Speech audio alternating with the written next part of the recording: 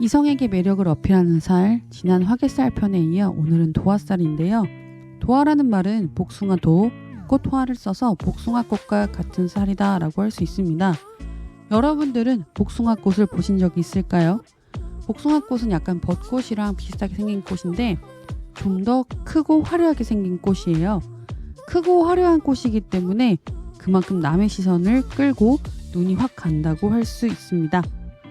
도화를 사주적으로 간단하게 설명드리자면 사주에서는 봄, 여름, 가을, 겨울을 나타내는 글자들이 있는데 그중 도화를 나타내는 자, 오, 묘, 유라는 글자들을 왕지라고 해서 각 계절이 가장 뚜렷하게 나타내는 시기예요.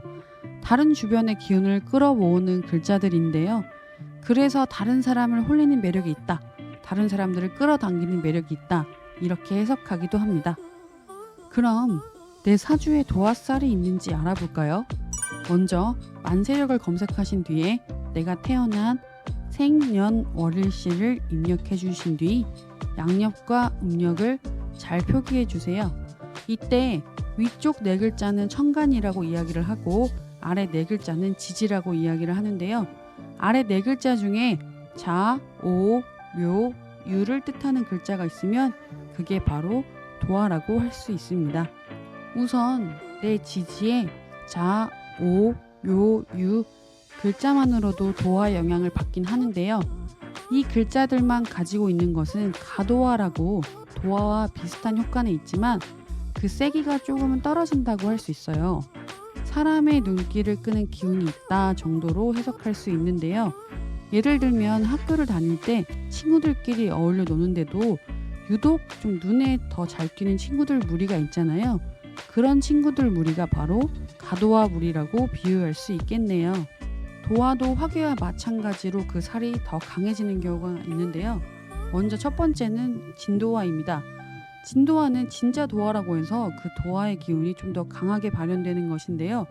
예를 들어 비유하자면 눈에 띄는 친구들 무리 중에서도 유독 강하게 눈에 띄는 친구라고 생각하시면 됩니다. 가도화는 같은 학년에서 인기가 좀 있는 정도라면 진도화는 학년을 넘어서 우리 학교 전체 또는 옆에 학교까지 퍼지는 인기라고 할 수 있어요. 외모적으로만 뛰어나다고 해서 눈에 띈다고 표현하는 것이 아니라 사람을 이끄는 매력이 바로 도화의 포인트라고 생각하셔야 돼요. 그럼 진도화를 보는 방법을 말씀드리겠습니다. 먼저 내가 태어난 해를 기준으로 내가 돼지띠, 토끼띠, 양띠라면 나머지 지지의 세 글자 중에 자수를 가지고 있을 경우에 진도화에 해당됩니다.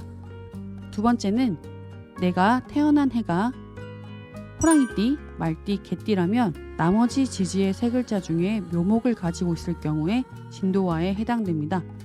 세 번째는 내가 태어난 해가 뱀띠, 닭띠, 소띠라면 나머지 지지의 세 글자 중에 오화를 가지고 있을 경우 진도화에 해당됩니다. 네 번째는 내가 태어난 해가 원숭이띠, 쥐띠, 용띠라면 나머지 지지의 세 글자 중에 유금을 가지고 있을 경우 진도화에 해당합니다. 다시 한번 정리해드리자면 태어난 해를 기준으로 해, 묘, 미일 경우에는 자수, 인오술일 경우에는 묘목, 사유축일 경우에는 오화, 신자진일 경우에는 유금, 이 네 가지 경우가 진도화에 해당되니 만세력에서 내 사주를 검색하시고 내가 이 도화에 해당하는지 한번 꼭 봐주세요. 그리고 도화를 나타내는 글자가 지지에 많으면 많을수록 한 개보다는 두 개가 세고 두 개보다는 세 개가 센 도화인데요. 여러 가지 종류의 도화의 기운을 가진 사람으로 다채로운 매력을 가진 사람이라고 할 수 있습니다. 지지에 세 가지 이상의 도화를 가지고 있는 경우에는 월장 도화라고 해서 담을 넘어서라도 보고 싶은 꽃을 의미하는 굉장히 센 도화의 기운을 가지고 있는 게 바로 월장 도화입니다. 도화살은 예전에 기생팔자다, 바람이 난다, 안 좋은 살이다 라고 많이 들어보셨을 거예요. 왜냐하면 도화살은 가만히 있기만 해도 사람들의 인기를 얻을 수 있는 살이었기 때문에 얌전한 것을 좋아하는 유교 사상이 강력히 존재하는 조선시대나 그 옛날 한국 사회에서는 조금은 좋지 않게 해석될 수밖에 없었는데요. 다른 사람들과의 경쟁이 치열한 현대 사회에서는 다르게 해석되는 게 맞겠죠. 치열한 경쟁 속에 자기 PR이 굉장히 중요한 시대이기 때문에 요즘은 내 사주팔자에 도화살이 한 개 정도 있는 것을 오히려 더 선호하는 분들이 많습니다. 궁금해하시는 분들을 위해서 좌오묘육 각 도화의 글자가 나타내는 매력을 간단히 말씀드리겠습니다. 먼저 자수는 물과 겨울을 뜻하는 글자로 검은색으로 나타나는데요. 은밀한 매력, 치명적인 매력, 성적인 매력, 섹시한 매력을 나타낸다고 할 수 있어요. 물은 깊으면 깊을수록 그 안을 들여다볼 수가 없고 어두워져서 보이지가 않잖아요. 그렇기 때문에 자수도화는 그 안을 들여다볼 수 없어서 사람의 궁금증을 유발한다고 생각할 수 있습니다. 오화는 불과 여름을 뜻하는 글자로 빨간색으로 나타나는데요. 한여름의 한낮은 굉장히 뜨겁고 밝잖아요. 때문에 정열적이고 화끈하고 밝고 환한 매력이라고 볼 수 있습니다. 묘목은 봄과 나무를 뜻하는 글자로 초록색으로 나타나는데요. 봄은 자연이 새로 탄생하는 시기로 시작점에 있기 때문에 때묻지 않은 매력, 천진난만하면서도 명랑한 아이 같은 그런 귀엽고 순수한 매력을 나타내는 것이 바로 묘목이라고 할 수 있습니다. 유금은 쇠를 뜻하는 글자로 가을을 뜻하는 글자인데요. 가을에는 봄, 여름을 지나 잘 익은 열매를 수확하는 추수의 계절이잖아요. 때문에 유금도화는 결과물을 보여주고 싶은 글자로 다른 글자보다는 좀 더 합리적이고 이성적으로 도도하면서도 좀 차갑고 냉소적인 매력을 나타내는 것이 바로 유금이에요. 츤데레라는 말 다들 아시죠? 한때 유행했던 차도남, 차도녀 이미지를 생각하시면 좀 이해하는데 쉬울 듯합니다. 도화살을 가진 분들은 순간 사람들을 확 몰입하게 하는 그들만의 매력을 가지고 있는데요. 때문에 상대방의 시선을 강하게 확 사로잡고 사람을 끌어당기는 힘이 있어요. 꼭 이성적인 매력에서만 어필되는 게 아니라 직장에서 일을 잘해도 다른 사람들보다 더 눈에 띄고 일을 못해도 더 눈에 띌 수 있는 게 바로 도화입니다. 미래나 과거에 신경 쓰기보다는 현재 그리고 바로 앞의 것을 바라보며 집중하는 것이 도화를 가진 분들입니다. 경험이나 감각에 유추해서 생각하기보다는 직관적으로 판단하는 힘이 강한 게 도화예요.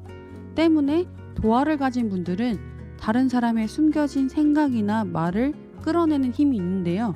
이게 도화를 가진 분들이 의도해서 이끌어내는 것이 아니라 타인이 도화를 가진 분들 앞에서는 무장해제가 되면서 평상시랑은 좀 다른 숨겨진 자기 모습을 마주하는 건데요. 그래서 도화를 가진 분들이 음란하다, 새끼가 있다 이런 말을 좀 들어보셨을 텐데요. 이런 해석이 가능한 이유가 과거나 미래에 생각하기보다는 현재 바로 앞의 것에 순간적으로 강하게 몰입하는 힘이 강해서 이런 힘이 인간관계 안에서 발현되면 좀 바람기로 나타날 수도 있고 음주나 쾌락을 좀 더 중요시하는 성향으로 나타날 수 있기 때문입니다.